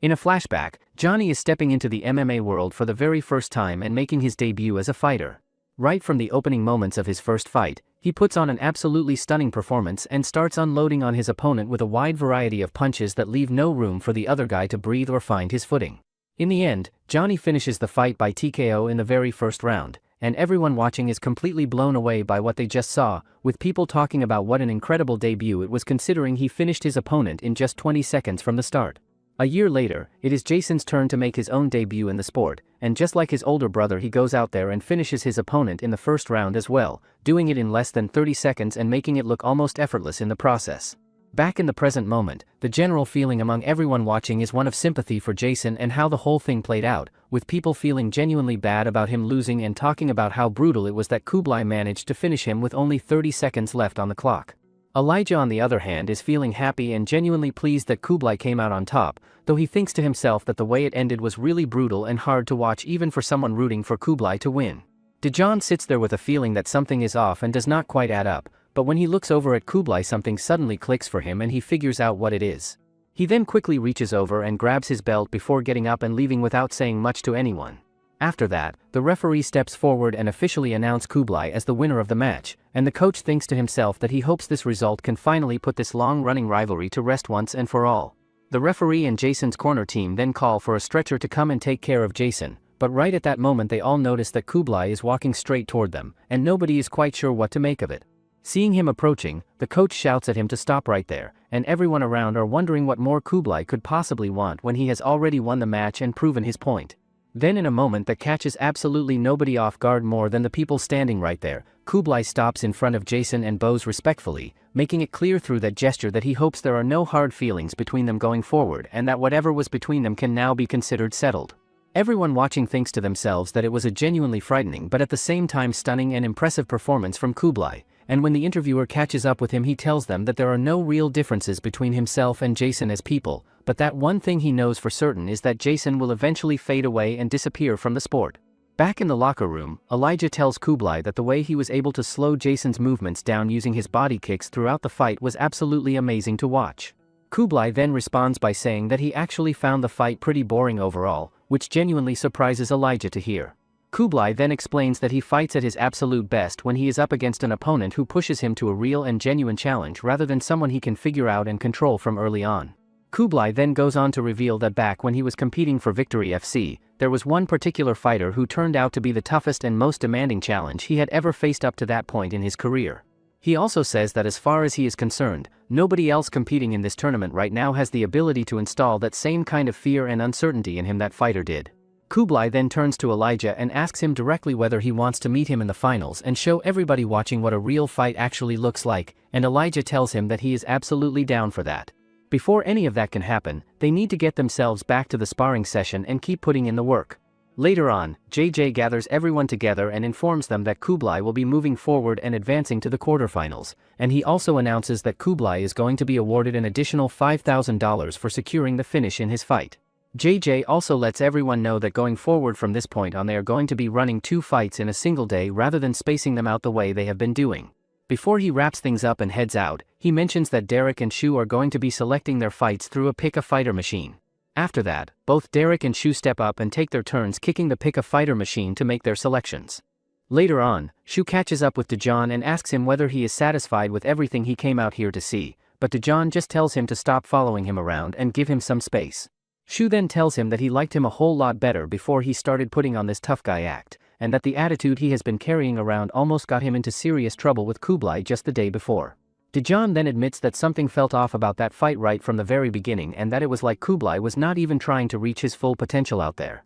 He also mentions that the whole thing felt less like a competitive fight and more like Kublai was deliberately trying to send someone a very specific message through his performance. Shu responds by telling him that he should actually be glad he made the trip out here to witness it for himself in person, and that compared to the rest of the Pancratian elites, the two of them seem to be the only ones who are genuinely taking Kublai seriously as a threat and paying close attention to what he is capable of. Shu also points out that Kublai is going to become a real thorn in everyone's side the moment he eventually makes his way into Pancratian, and that at this point it is really just a question of which division he is going to choose to invade first when the time comes. Sometime later, Shu makes his way over to Kublai and tells him that he had been genuinely looking forward to watching his fight against Jason, and that Kublai did not disappoint him in the slightest with what he delivered out there. He also says that he looks forward to his Pancratian debut and they will share the cage one day. However, Kublai says that he has a tough battler as he have to get through Elijah first in the finals, and that surprises Shu. He thinks that Kublai is unbelievably tough for going through that sparring session with Kublai, but sparring is different from an actual fight. Shu then turns to Elijah and says that he is looking for him to see if he could debut in Pancratian someday. Elijah says that there is no doubt about it as he is going to debut in there for sure. Before the fight, Kalai asks the coach to train Elijah and explains that he don't need as much attention as Elijah and he is going to need a lot more help if he's going to progress. He also says that he wants him to fight in the finals and if he reaches his potential, then he will be the one to give him a true fight. The coach then turns to Kublai and asks him directly what he sees when he looks at Elijah, and Kublai replies that he sees a genuinely great fighter who is being held back and weighed down by way too many distractions in his life. The coach then tells him that he is going to do absolutely everything within his power to make sure that both of them make it all the way through to the finals, which is the goal he has set his sights on from the very beginning. Later on, Kublai receives the Wanda-style headband from the coach and goes over to Elijah to let him know that the coach said he would give him one if he managed to finish Jason in the first round without relying on any of his advice or guidance to do it. Elijah then turns to the coach and asks him how long it typically takes before someone gets promoted to a white band,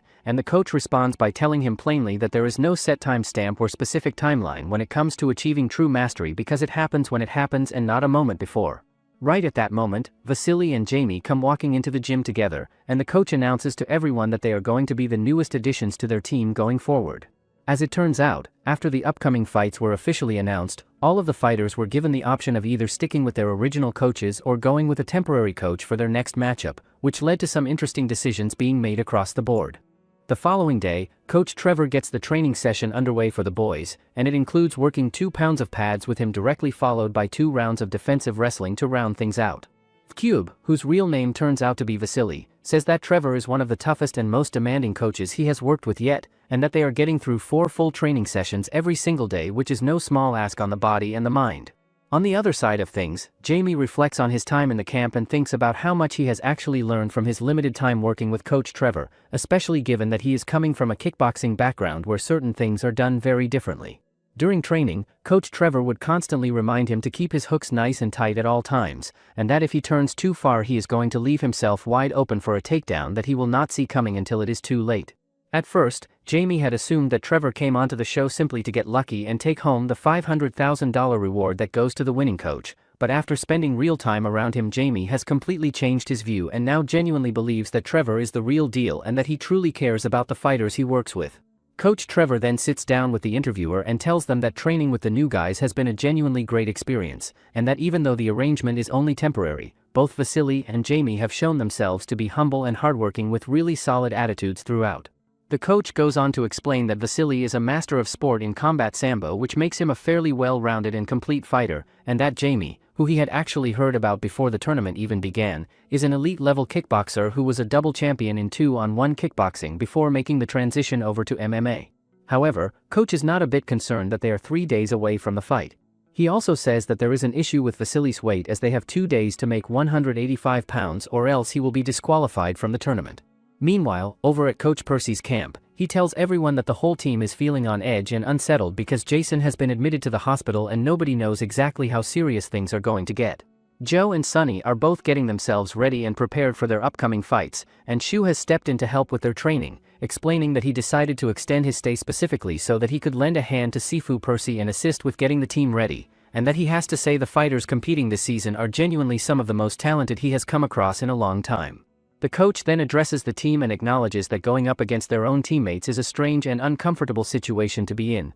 but points out that they actually know more about Vasily and how he operates than Trevor knows about any of them, which gives them a real tactical advantage going into the matchup. Joe then works through some of his techniques in a sparring session with Shu, and Shu notices something interesting, thinking to himself that Joe intentionally allowed himself to get caught in a guillotine choke specifically so that he could work on improving his defense from that position, which shows a level of self-awareness and strategic thinking that not many fighters have. Shu also mentions to Joe that he could not help but notice the large scars on his back, even though they are barely visible unless you are looking closely. Joe responds by saying that those are battle scars he earned on the day he became a real man and that they carry a lot of meaning for him. Later on, Joe goes ahead and orders a large amount of food for Vasily so that he can eat as much as he wants, knowing full well that the more Vasily eats right now the harder and more miserable his weight cut is going to be when the time comes. Meanwhile, over at Coach Adam's place, Mario and the others notice that Bacasa is training incredibly hard and going through some kind of spiritual and ritualistic preparations that seem to be connected to predicting how his upcoming fight is going to go.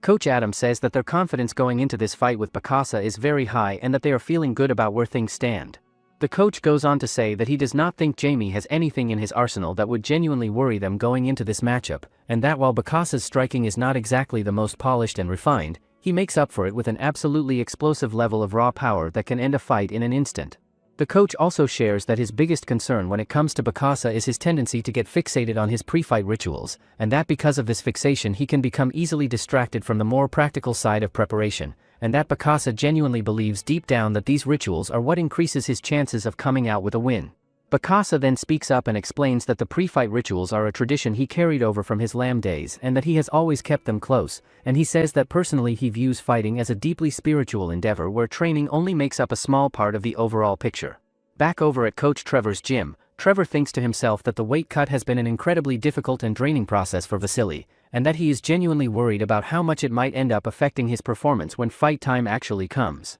Jamie then turns to Elijah and suggests that he should think about changing his hair color, but Elijah tells him that he is still waiting on the black hair dye that he asked for to arrive. Elijah also brings up the fact that Kublai pulled a prank on him by dyeing his hair without his permission, and he makes it very clear that he is genuinely furious about it and not finding it funny in the slightest. Elijah then shifts the conversation and asks Jamie about how the talk with his daughter went the other day, and Jamie tells him that she was really happy and excited to get to meet one of the volunteers who has been helping their family through everything they have been going through. Jamie then reflects on where they all are in their lives and tells them that they are so incredibly lucky to be in the early stages of their fighting careers with everything still ahead of them and their hearts full of hope and ambition that has not yet been worn down by the grind of the sport. He also says that if someone had come to him back then and told him to choose between millions of dollars or a championship belt, he would have gone with whatever it was that truly meant something to him personally rather than just taking the money. That statement hangs in the air for a moment as everyone around takes it in and thinks about what it means for their own journeys and the choices they are going to have to make as their careers develop and the stakes get higher.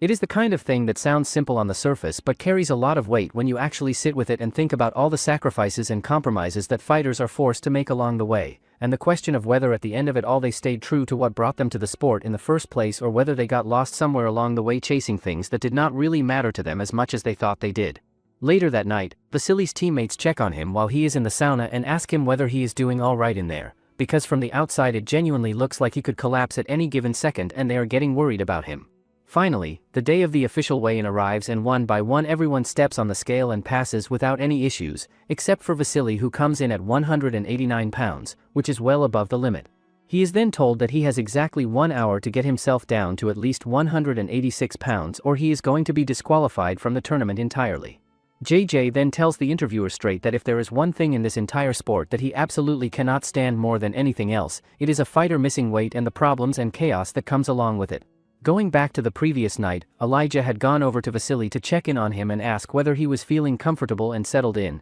but Vasily told him honestly that he was not in a good state at all and was struggling. He also took a moment to thank Elijah and the rest of the team for how genuinely good and welcoming they had been toward him over the past few days, which clearly meant a lot to him. He also made a comment that he found it kind of funny and almost absurd when you really think about it, how they all put themselves through so much pain and suffering just to go out there and give each other brain damage for a living. Elijah then asked him what it was that first drew him to fighting and made him want to start competing, and Vasily explained that the one and only reason he fights is to find brotherhood and that sense of belonging that comes with it. He then went on to explain that his great-uncle was a very well-known and respected sambo player back in his day, a former world champion and the first master of sport to come out of his village in Ukraine, which was a huge deal for everyone who knew him. He also said that whenever he would visit him in Ukraine, his great-uncle would always sit him down and tell him stories about his time as a competitor and all the experiences he had along the way. He also brought up the fact that his great-uncle had a long-time rival, and that there was not a single day that went by where he did not curse that man and talk about how much he despised him,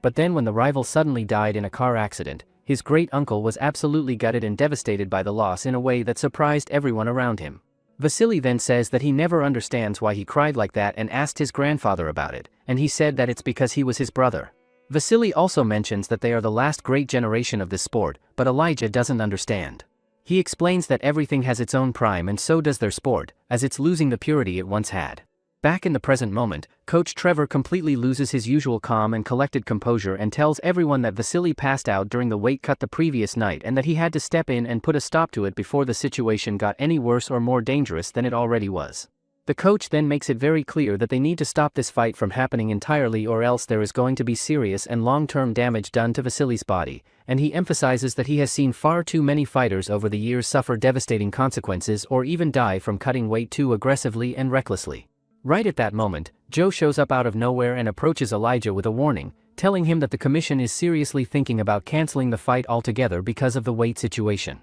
He then adds that he might actually be able to help them make weight, which surprises absolutely everyone in the room who was not expecting that kind of offer to come from Joe of all people. He then pulls out some weight-cutting supplements and tells them confidently that he can get Vasily down to 185 pounds in just 15 minutes, which sounds almost too good to be true. After some consideration, Vasily goes ahead and takes the supplements, and remarkably he does manage to hit the 185-pound mark on the scale. However, it does not take long before Vasily starts experiencing some pretty unpleasant side effects from whatever was in those supplements and makes a desperate run for the washroom. On the other side of things, Bokassa and his upcoming opponent are both in the process of getting themselves ready and mentally prepared for their fight. At McNicholas Sports Arena, Elijah tells Vasily that he is looking great and it looks like he has recovered from yesterday. Vasily then shows some insane practice moves alongside Jamie, who is also looking sharp because he is a world-class kickboxer. Before combat sports, Jamie jumped at the opportunity to teach English in China, all to escape the mundane life he led back home.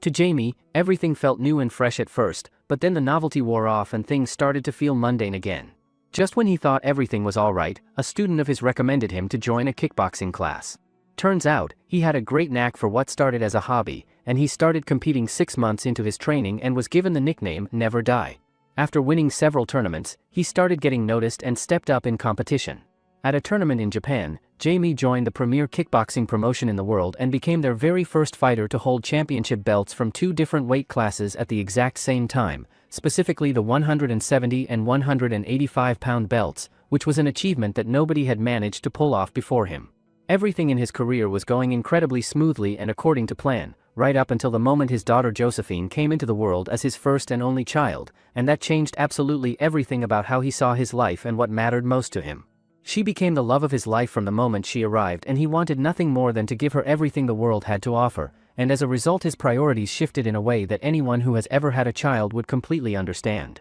He then made the decision to step into the MMA world, and the opportunity to compete in Victory FC would have launched his career to a whole new level and opened doors that he had only dreamed about, but just before he could take that step his daughter was diagnosed with a heart valve disease that had developed from abnormal murmurs she had been living with since the day she was born. He also mentions that a foundation that Elijah actively promotes had been an incredible source of help and support for him and his family during that impossibly difficult time, and because of that he genuinely believes that Elijah saved his career in a very real sense, which is exactly why he feels like he owes him more than he could ever properly express. After that, Bokassa and Jamie make their way into the stadium and get themselves set for their fight. The match gets underway with Jamie immediately coming out and throwing various kinds of kicks at Bokassa, but Bokassa moves well and dodges them before countering in a way that ends up sending Jamie down to the ground. Both of them then get back into it and start exchanging punches back and forth, and everyone watching takes notice that Jamie seems to be fighting in a much more technical and composed way than he does during sparring sessions, where he tends to be noticeably more reckless and loose with his movements.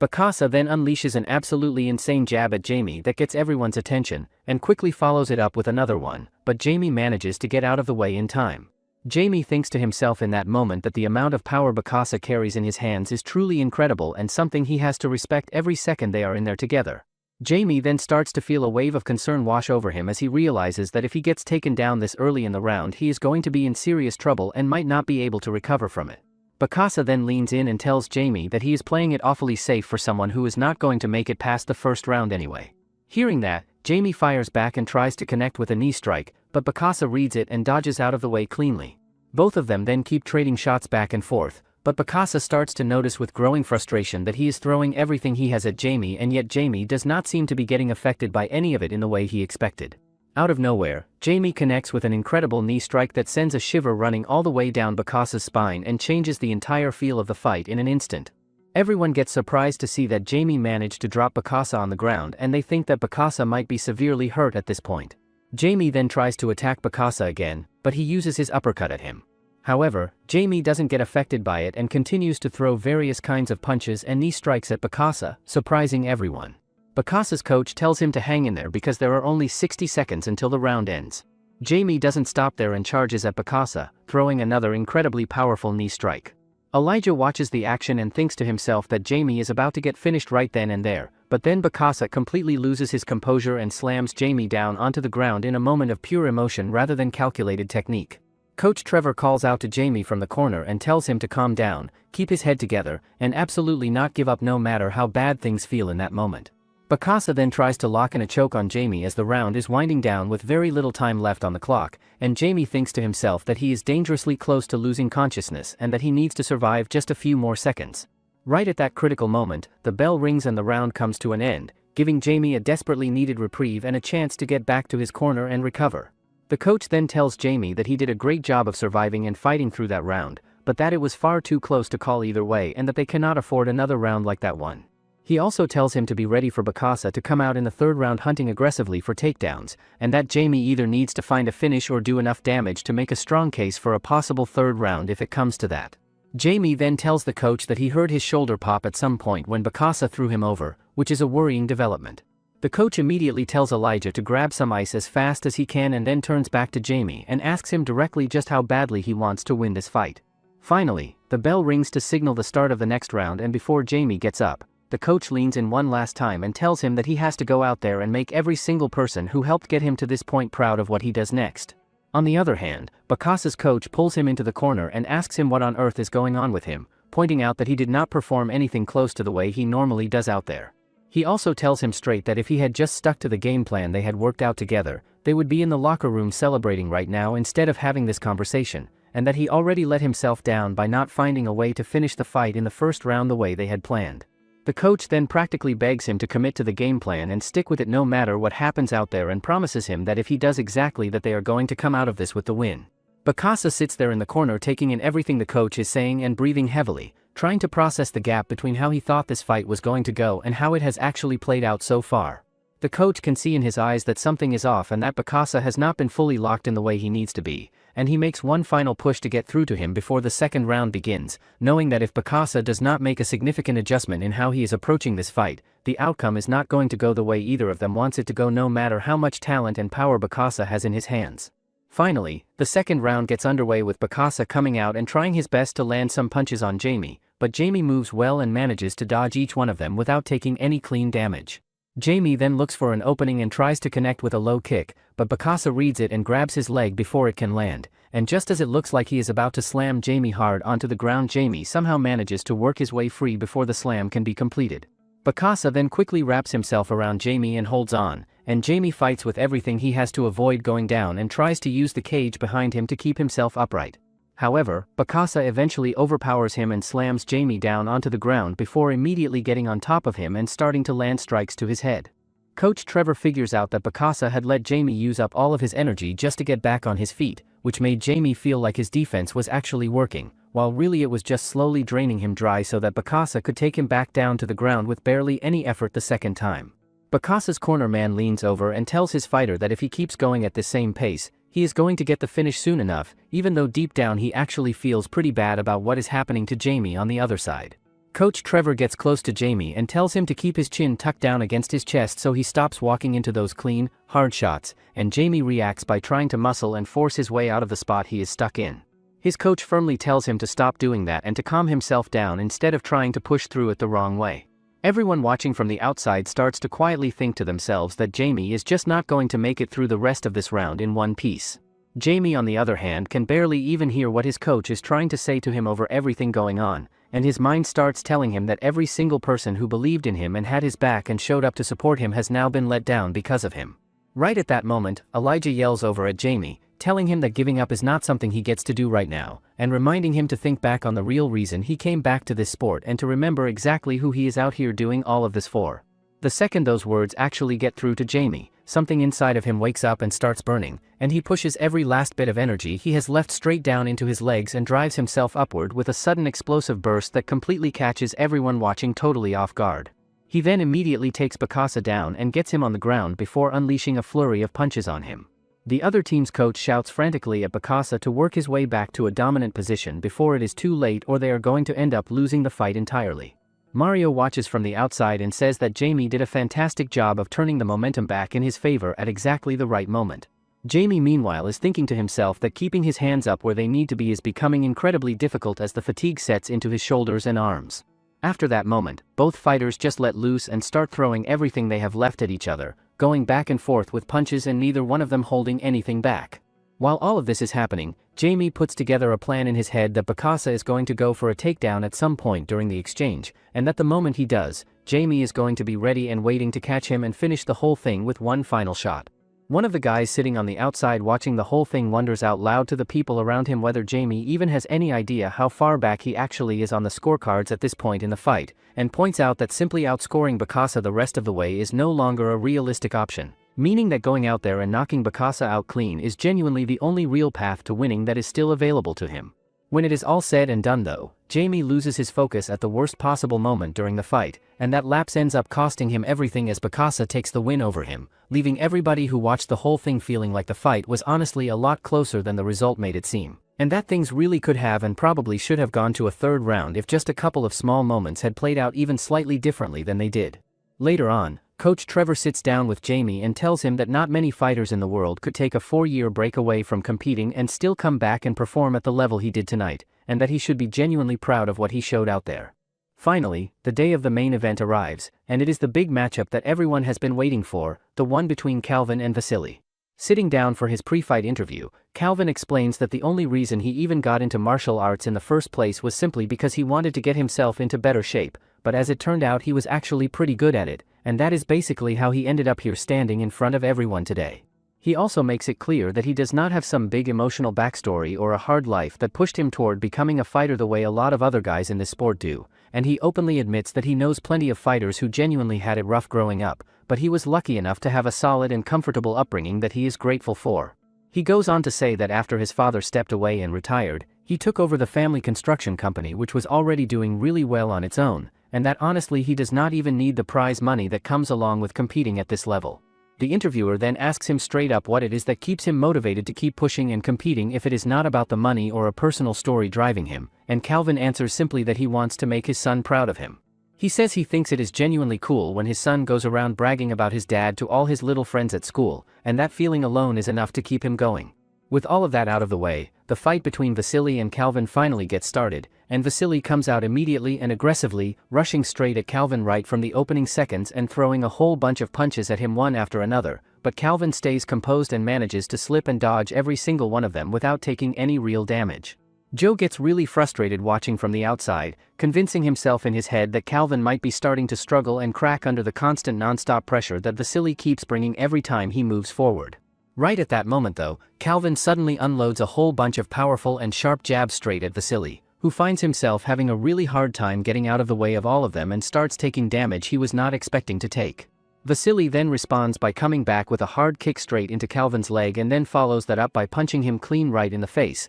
which visibly stuns Calvin and leaves him standing there with a look of pure shock on his face. Calvin's coach immediately calls out to him from the corner, telling him to start moving his feet and get himself off the fence and out of one spot instead of just standing flat-footed and letting Vasily walk him down. As the fight continues moving forward, Calvin throws out a jab that is clearly just a fake to get a reaction, and the moment Vasily bites on it, Calvin quickly follows up and drives a sharp knee strike right into him. Mario admits out loud that he fully expected Vasily to just steamroll right through Calvin without much trouble at all, but it is becoming more and more clear that Calvin and his coaching team walked into this fight with a well-thought-out and detailed game plan from the very beginning. Going back to earlier before the fight even started, Calvin's coach had sat him down and laid out that there were really only two ways to actually beat Vasily, and that the first one, which was also going to be the harder one to pull off, was finding a way to submit Vasily from guard position. The coach explained that Coach Trevor may not have picked up on it just yet, but Vasily actually has pretty weak submission defense whenever he ends up inside someone's guard,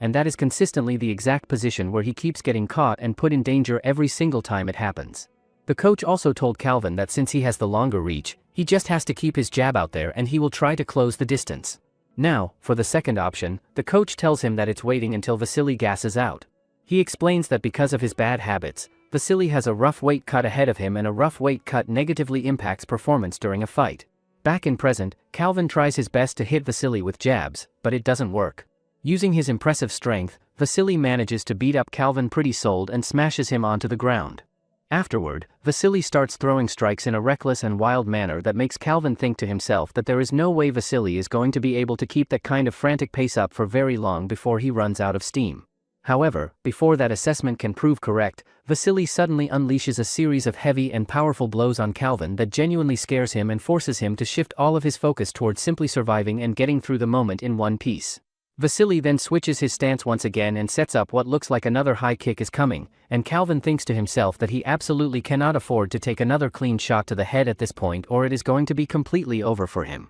However, instead of following through with the kick the way Calvin was expecting, Vasily fires off a deceptive shot directly to the liver, and the unexpected nature of it shocks absolutely everyone watching as they immediately think that Calvin is done and finished right there. Vasily then follows his downed opponent to the ground and continues his attack, but the referee steps in and stops the fight before any further damage can be done. Coach Trevor stands on the outside and thinks to himself that his instincts and assumptions about Vasily were completely correct all along. He reflects on the fact that Vasily's habit of being deliberately misleading when it comes to talking about his fighting style, combined with the way he never seems to put in his full effort during training sessions, all adds up to something that felt off and strange from the very beginning. The coach also recalls that it was right around the time he started quietly watching and testing the other three that things started feeling off to him, and out of all of them, Vasily seems to be paying a particular and unusual amount of attention specifically toward Elijah more than anyone else. Because of that, the coach pulled Kublai aside and filled him in on everything he had been noticing and suspecting and told him to start keeping a close eye on Vasily and whatever he might be up to going forward.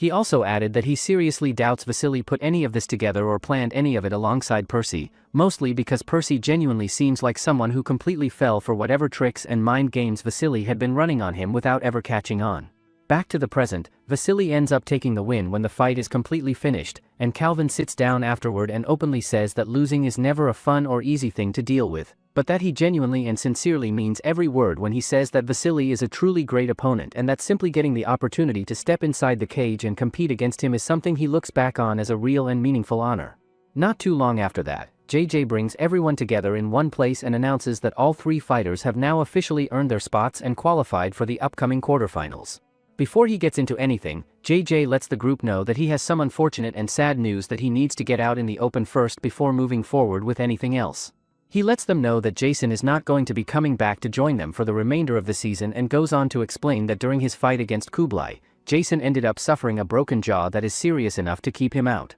Elijah says that those are some really serious injuries to have to deal with, and that he genuinely hopes Jason has a smooth and full recovery when all is said and done. Kublai also speaks up and says that Jason is one tough guy and a really solid fighter on top of that, so as far as he is concerned this is definitely not going to be the last time any of them hear the name Jason in this sport. JJ then moves things along and lets everybody know that the next fight that has been set up is going to be Jay going up against Donovan. Things get a little strange pretty quickly when Joe starts acting really weird and doing odd things right in Donovan's face during the face-off, and Donovan responds by saying out loud that going up against this particular guy is genuinely his worst nightmare come to life. Later on, Joe sits down with the interviewer and shares that he likes to kick off every single morning by going out and running a full 7 miles around the backyard just to get his blood pumping and his body fully awake. He also mentions that he feels like doing that kind of thing first thing in the morning gives him a real edge over all the other guys who are still laying in bed and sleeping while he is already out there putting in the work. He goes on to say that after the run he follows it all up with a meditation session where he goes through and repeats all of his personal mantras,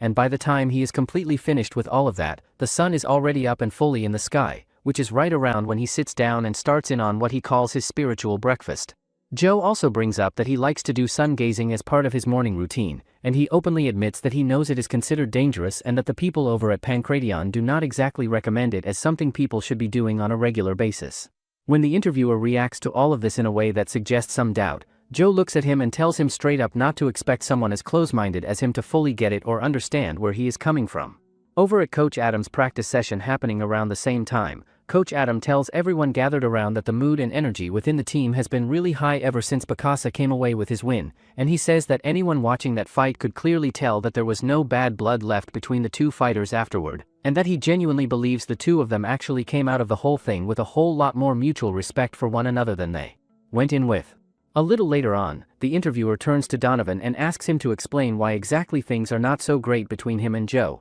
and Donovan does not hold back at all when he answers that it basically comes down to the fact that Joe is just a really arrogant person to be around. He backs that up by bringing up a specific example, explaining that there was this one time when Joe was going around telling a group of his friends this big story about how he had beaten something like 10 different guys all by himself in a street fight, and on top of that he was claiming that every single one of those guys was absolutely massive in size. Joe apparently could not help himself and jumped in to take away from the story, saying that those guys Donovan was talking about were probably just a bunch of laundromat workers and nothing more than that. On top of all of that, Donovan also brings up that there was a moment during training when Joe went out of his way to insult him by saying that Donovan looks like he is more of a Maori descent, which ended up getting a big laugh out of everyone else in the room and left Donovan feeling embarrassed in front of the whole group. Then it is Joe's turn to sit down and give his own side of everything, and he says that the reason Donovan gets on his nerves is pretty simple, which is that Donovan never stops complaining about not having access to his phone and it gets old really fast. Back over at the fighter's house, one of the guys calls out to the rest of the group and asks if any of them want to come out and join a casual soccer game that some of the boys are already getting together for.